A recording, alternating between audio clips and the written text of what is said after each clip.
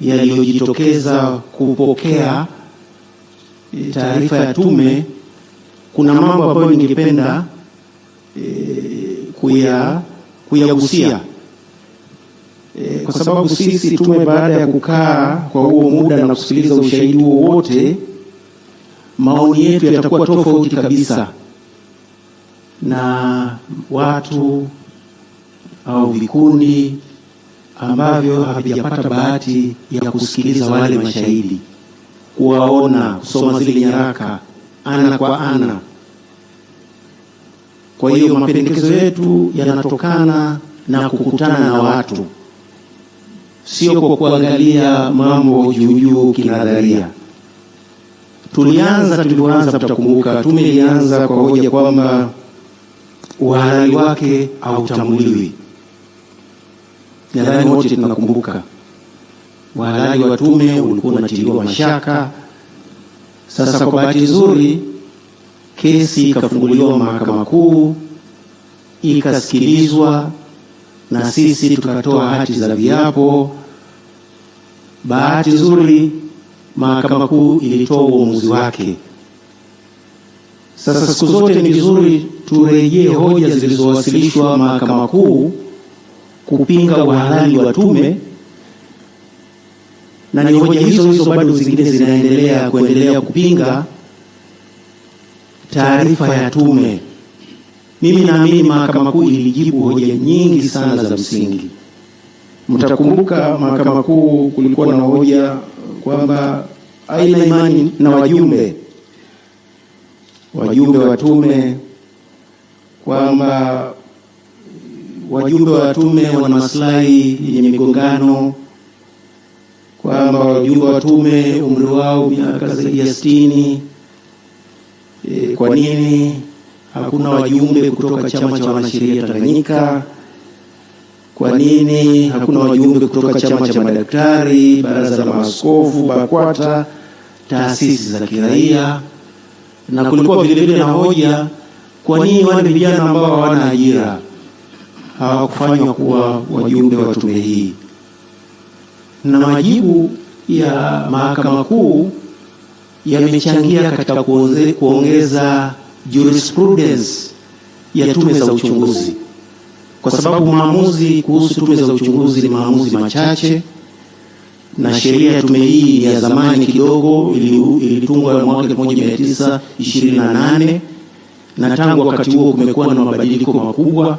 Kwa hiyo uamuzi wa Mahakama Kuu umezingatia mabadiliko yaliyotokea, mabadiliko ya haki za binadamu, mabadiliko ya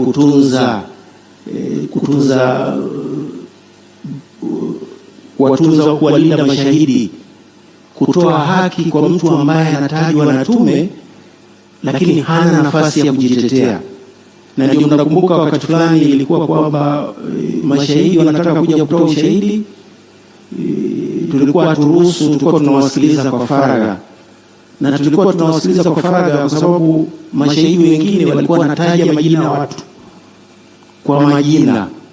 Sasa ukiruhusu majina yale yasambae na umpi muhusika nafasi ya kusikilizwa, tayari kuna maamuzi ya Mahakama Kuu katika nchi nyingine ambayo yanakataza jambo kama hilo.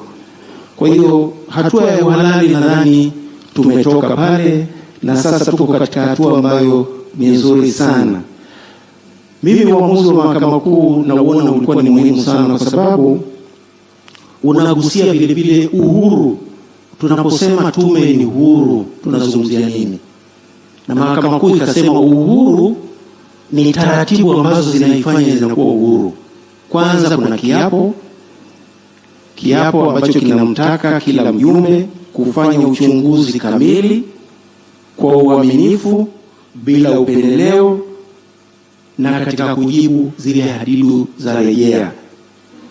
Kwa hiyo unaweza kuona kwamba katika masuala kama hayo, uhuru wa tume hautegemei ni nani au nani alikuwa akifanya kazi gani, lakini inategemea, je, atafuata zile taratibu ambazo zinamlazimisha afanye kazi yake kwa haki.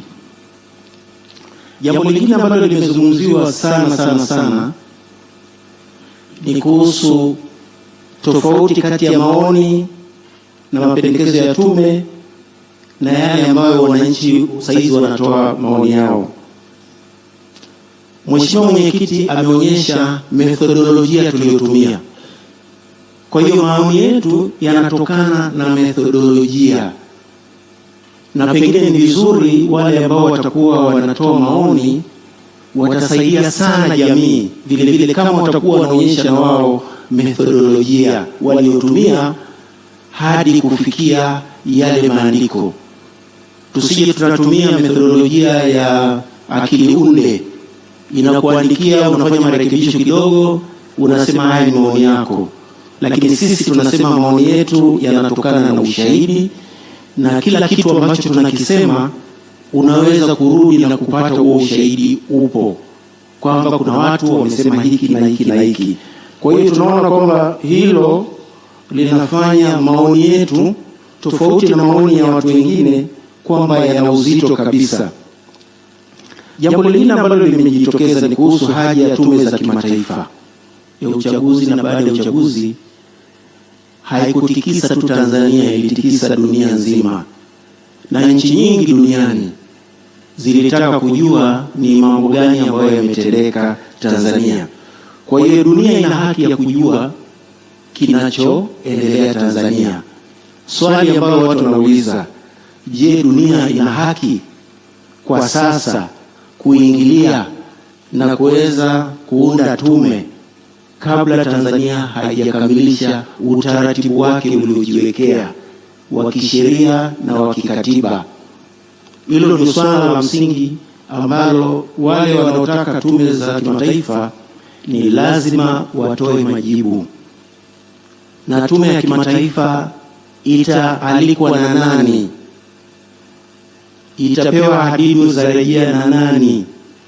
Itatumia sheria gani kufanya uchunguzi? Itapata nguvu gani ya kutembelea mikoa, kuwatembelea maaskari, magereza na kuwalazimisha watoe taarifa? Sasa hayo mambo ni vizuri tuwe tunazingatia kabla hata ya kufikiria hizo tume za kimataifa. Na Jumuiya ya Mataifa inaangalia mambo mawili kwa Tanzania kwa sasa. Je, tunaonyesha dhamira ya kufanya uchunguzi wa kina na wa kweli wenye matokeo ya kuwajibisha? Hilo ndio swali Jumuiya ya Kimataifa ina.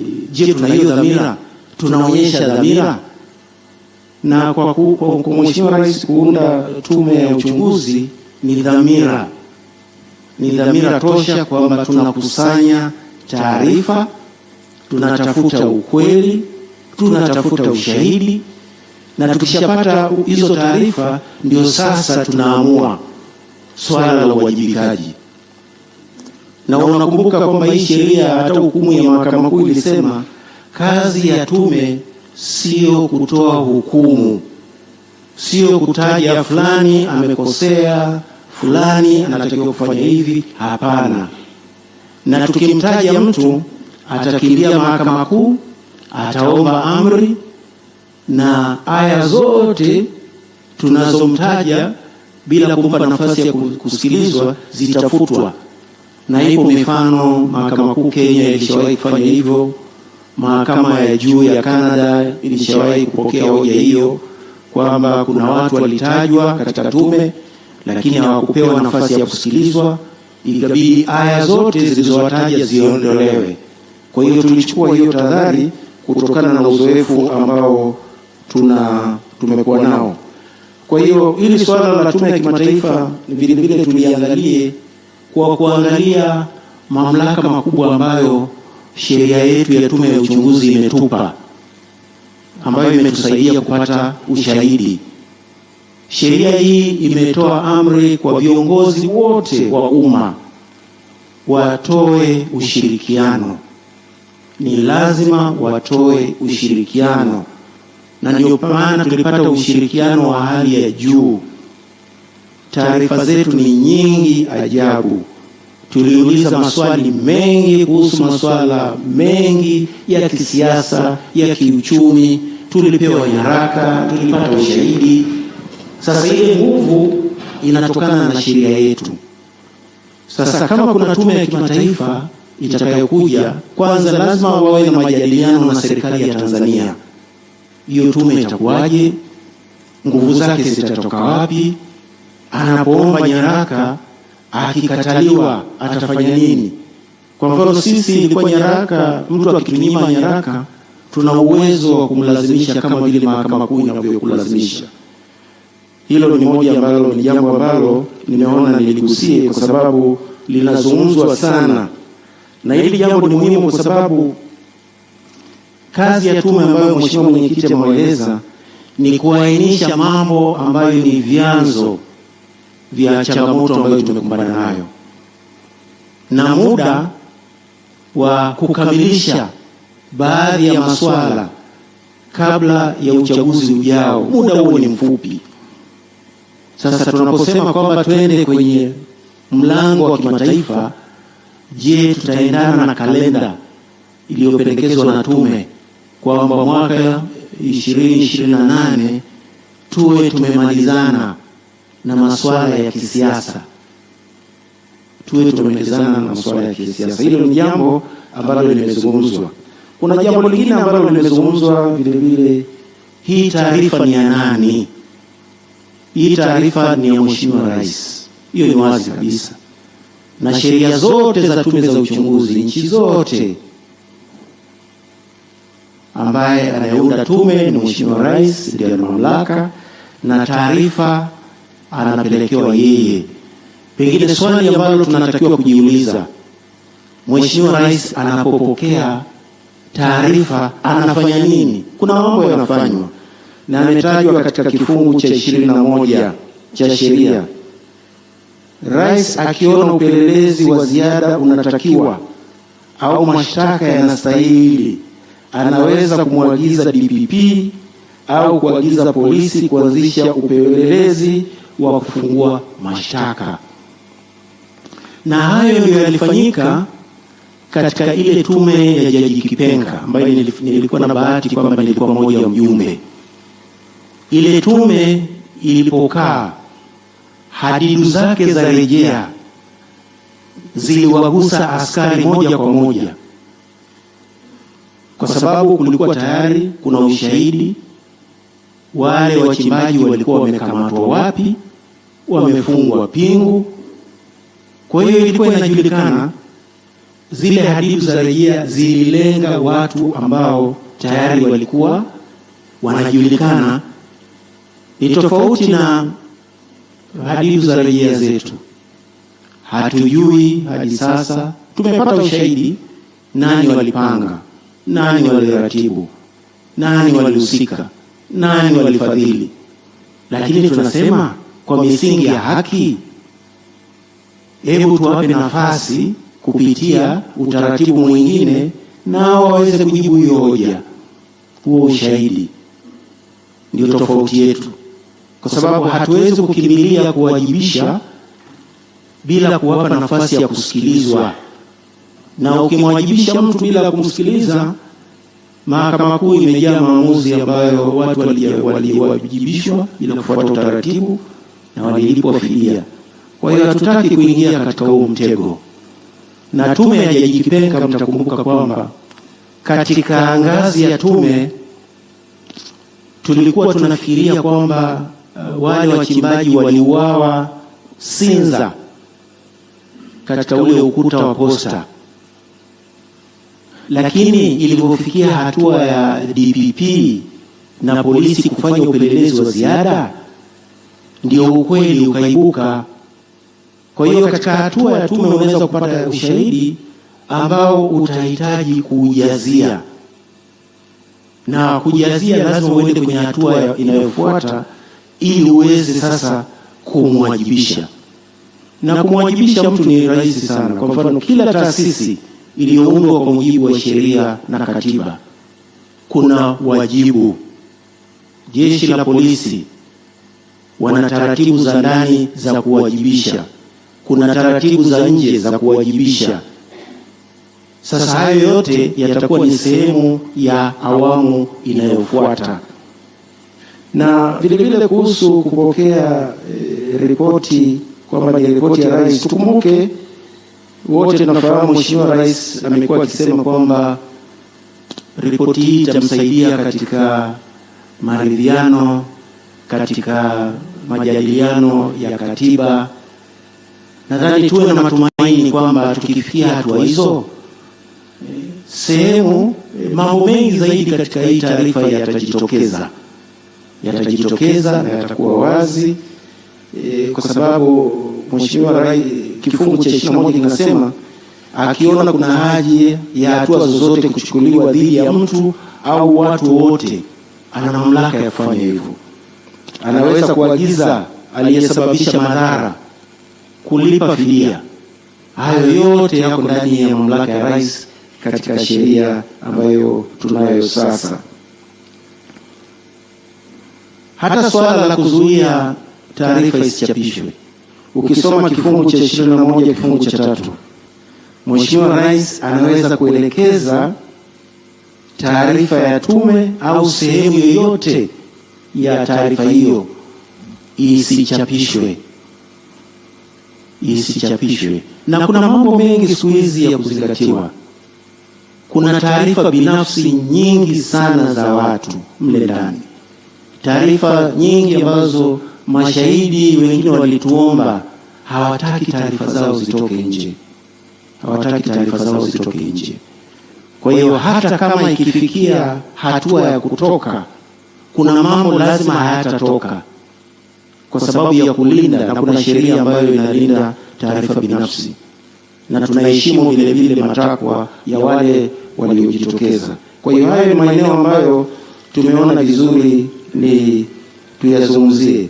Na kuna watu wamempigia Mheshimiwa Mwenyekiti simu wakiomba kwamba pengine ifikie siku ambayo taarifa hii pamoja na picha zote za video iwekwe kwenye makumbusho ya taifa, kwa sababu matukio ya tarehe hizo 29 na siku zilizofuata, baada ya miaka inaweza kusahaulika tukarudia makosa yale. Kwa hiyo amesema pengine ikimpendeza Mheshimiwa Rais, ifikie wakati uende makumbusho ya taifa uweze kuona kila kitu, picha zote, video zote ambazo zinazunguka, ili vizazi vijavyo viweze kuona kilichotokea na kuzuia isirudie.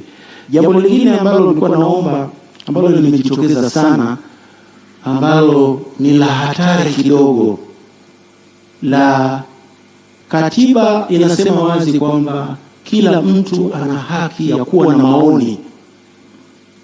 Sasa kuna vikundi ambavyo vinataka maoni yao ndio yasikike, na hii unaiona dhahiri kwenye mitandao ya kijamii.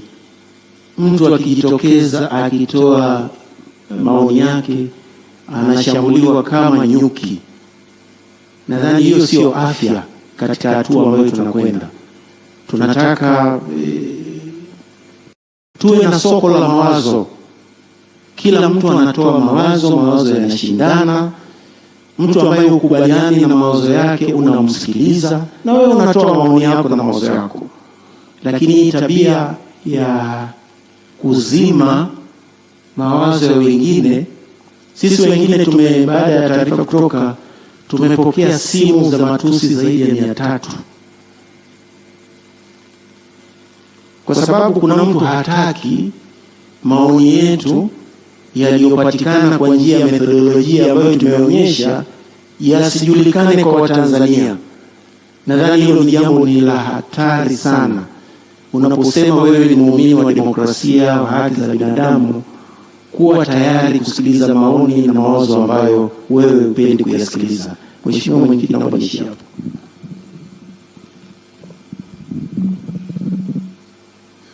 Asante sana.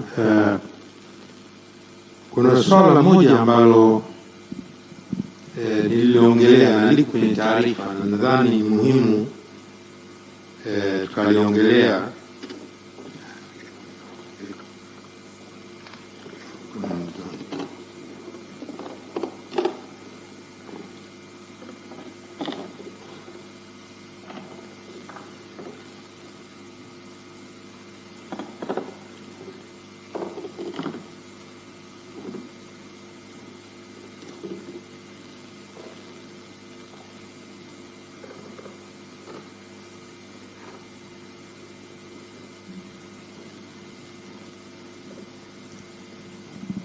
Kuna swala moja muhimu sana ambalo linahusu chanzo